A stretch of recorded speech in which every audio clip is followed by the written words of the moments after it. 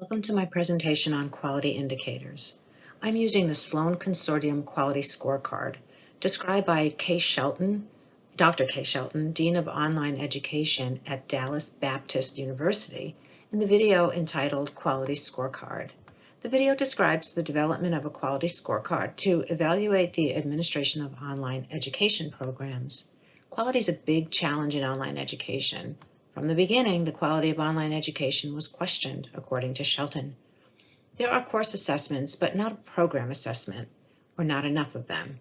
Online education continues to grow, and thus far, most of the rankings are seen in the U.S. News and World Report.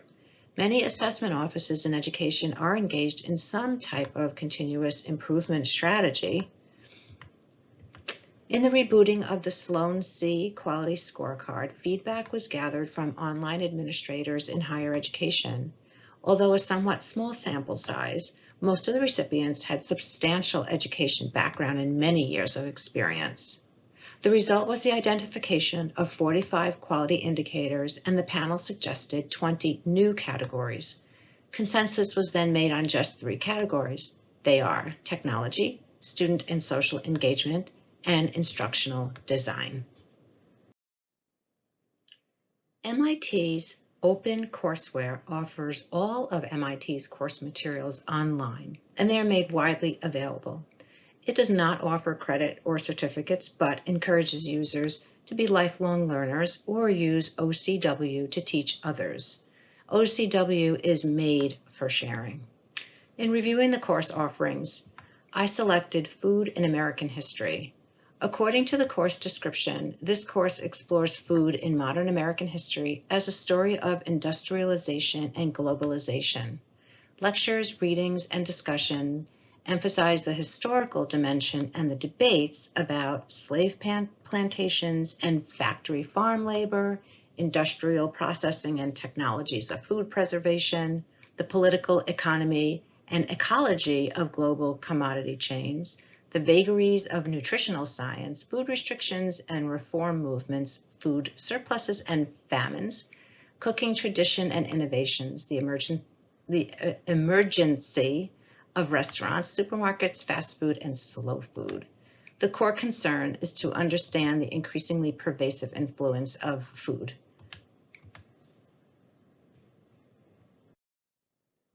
It was not always clear how to score the indicators. Much of the information was not known.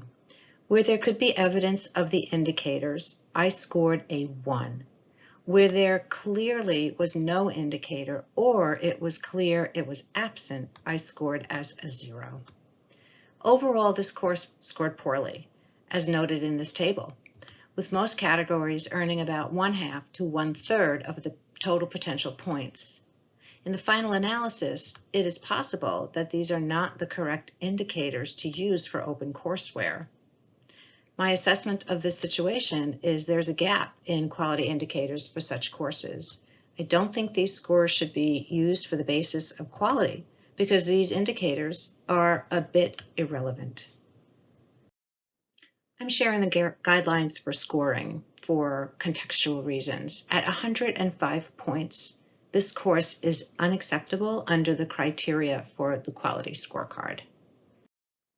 Despite its score, there are benefits to taking this OCW course.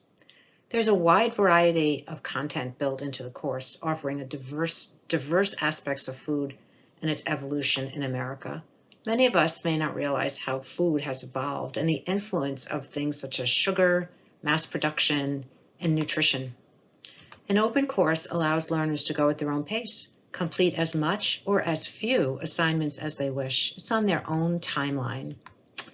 Lastly, the opportunity to take an MIT course can be very appealing.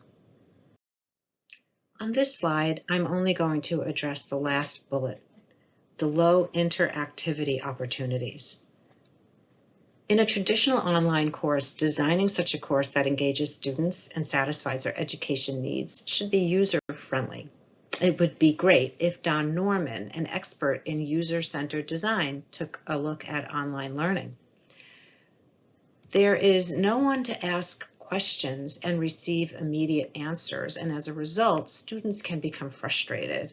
When that happens, we do see an attrition rate increase. Online students already have a high completion rate ranging from 10 to 50 to 75%. This result would undoubtedly concern schools and course designers. Additionally, this course does not have any of the following activity types, which may be frustrating for someone expecting this type of course.